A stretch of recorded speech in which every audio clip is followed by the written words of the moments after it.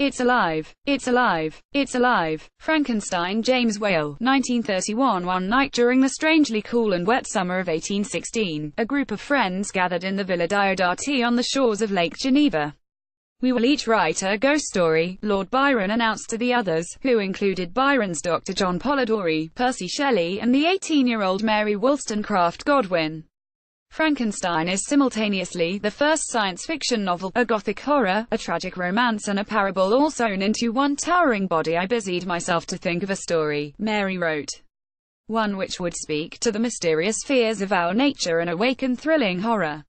Her tale became a novel, published 2 years later as Frankenstein, or the Modern Prometheus, the story of a young natural philosophy student, who, burning with crazed ambition, brings a body to life but rejects his horrifying creature in fear and disgust.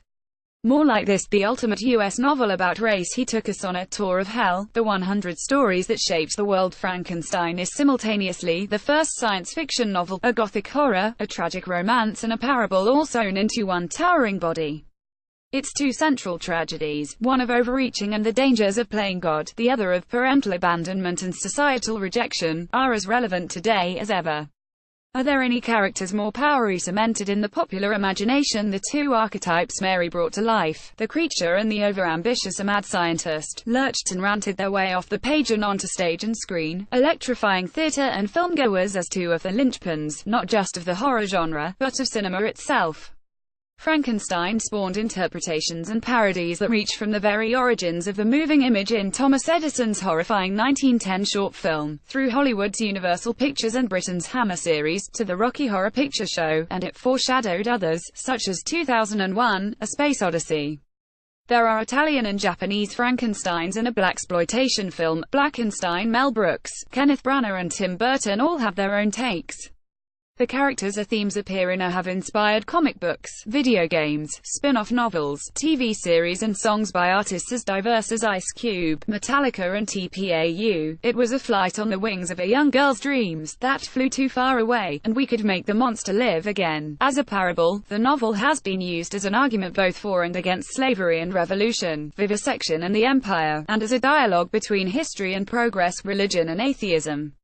The suffix Franken thrives in the modern lexicon as a byword for any anxiety about science, scientists and the human body, and has been used to shape worries about the atomic bomb, GM crops, strange foods, stem cell research, and both to characterize and assuage fears about AI.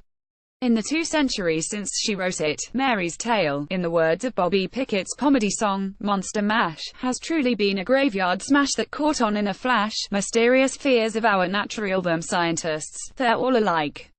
They say they're working for us, but what they really want is to rule the world. A Young Frankenstein. Mel Brooks, 1974. Why was Mary's vision of science gone wrong? So ripe a vessel to carry our fears, she certainly captured the zeitgeist. The early 19th century teetered on the brink of the modern age, and although the term science existed, a scientist didn't. Great change brings fear. As Fiona Sampson, author of a new biography of Mary Shelley, tells BBC Culture, with modernity, with a sense that humans are what there is, comes a sense of anxiety about what humans can do, and particularly an anxiety about science and technology. Frankenstein fused these contemporary concerns about the possibilities of science with fiction for the very first time, with electrifying results. Far from an outrageous fantasy, the novel imagined what could happen if people, and in particular overreaching or unhinged scientists, went too far. Several points of popular 19th century intellectual discourse appear in the novel. We know from Mary's writings that in that Villa Diodati tableau of 1816, Shelley and Byron discussed the principle of life. Contemporary debates raged on the nature of humanity and whether it was possible to raise the dead. In the book's 1831 preface, Mary Shelley noted galvanism as an influence, referring to Luigi Galvani's experiments using electric currents to make frogs' legs twitch. Galvani's nephew Giovanni Aldini would go further in 1803, using a newly dead murder as his subject. Many of the doctors and thinkers at the heart of these debates, such as the chemist Sir Humphrey Davy, were connected to Mary's father, the preeminent intellectual William Godwin, who himself had developed principles warning of the dangers and moral implications of overreaching. Despite these nuggets of contemporary thought, though, there's little in the way of tangible theory, method, or scientific paraphernalia in Frankenstein. The climactic moment of creation is described simply, with an anxiety that almost amounted to agony. I collected the instruments of life around me, that I might infuse a spark of being into the lifeless thing that lay at my feet. The science of the book is rooted in its time and yet timeless. It is so vague, therefore, as to provide an immediate linguistic and visual reference point for moments of great change and fear. Monster mashup. But surely the reason we turn to Frankenstein when expressing an anxiety about science is down to the impression the monster and mad scientist have had on our collective brains. How did this happen? Just as the science is vague in the book, so is the description of the creature as he comes to life. The moment is distilled into a single, blood-curdling image. It was already 1 in the morning, the rain pattered dismally against the panes, and my candle was nearly burnt out, when, by the glimmer of the half-extinguished light, I saw the dull yellow eye of the creature open. It breathed hard, and a convulsive motion agitated its limbs. It's a double-edged sword that Hollywood's version secured the story's longevity but obscured Mary's version of it with his yellow skin, watery eyes, shriveled complexion and straight black lips. The creature is far from the beautiful ideal Frankenstein intended. This spare but resonant prose proved irresistible to theater and later filmmakers and their audiences, as Christopher Frayling notes in his book, Frankenstein, The First 200 Years. The shocking novel became a US play, and of course, a huge hit, first in Britain and then abroad. These early plays, Frayling argues, set the tone for future dramatizations. They condensed the story into basic archetypes, adding many of the most memorable elements audiences would recognize today, including the comical lab assistant, the line "it lives," and a bad-brained monster who doesn't speak.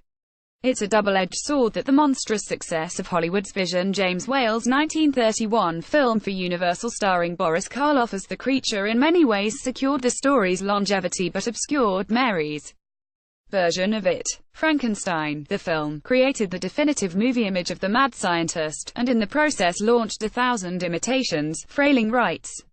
It fused a domesticated form of expressionism, overacting, an irreverent adaptation of an acknowledged classic, European actors and visualizers, and the American carnival tradition, to create an American genre.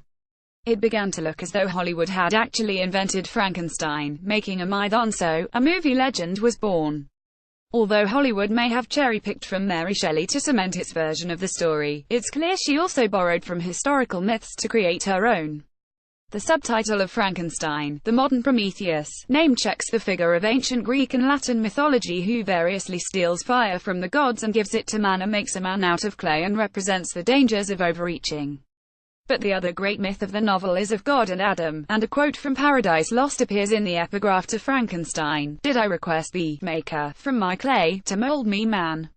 And it is above all the creature's tragedy, and his humanity, that in his cinematic transformation into a mute but terrifying monster, has been forgotten.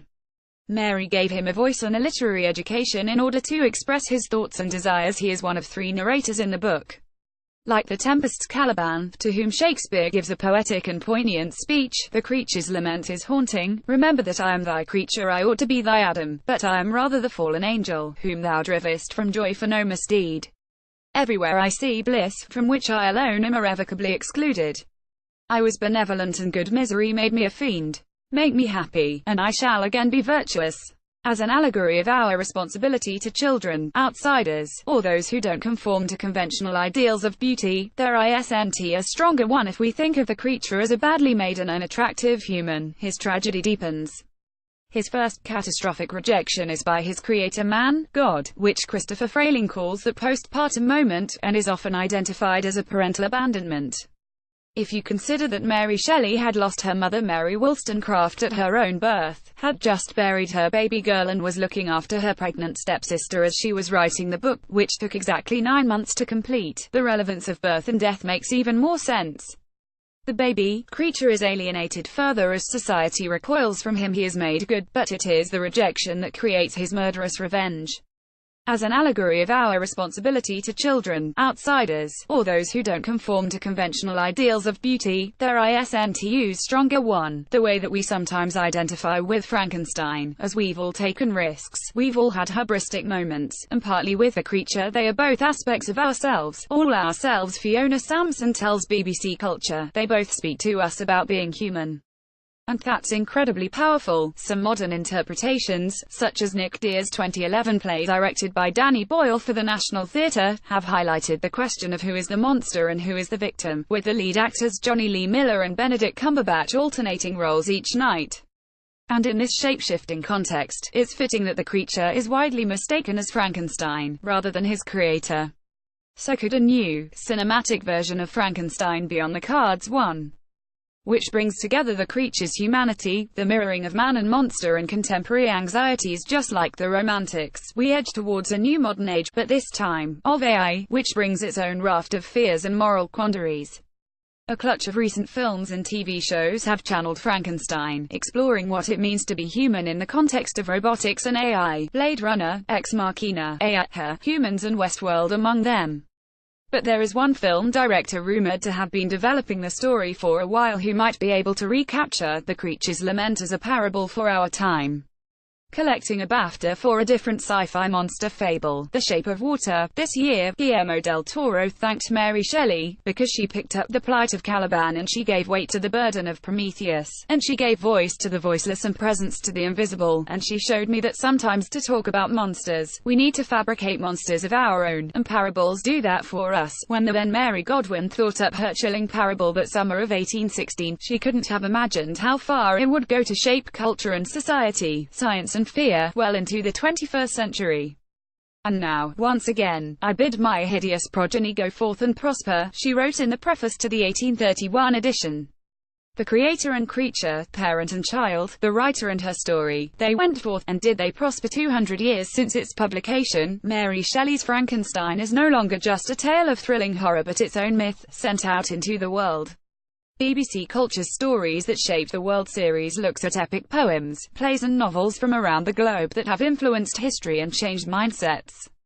A poll of writers and critics, 100 Stories That Shaped the World, was published in May.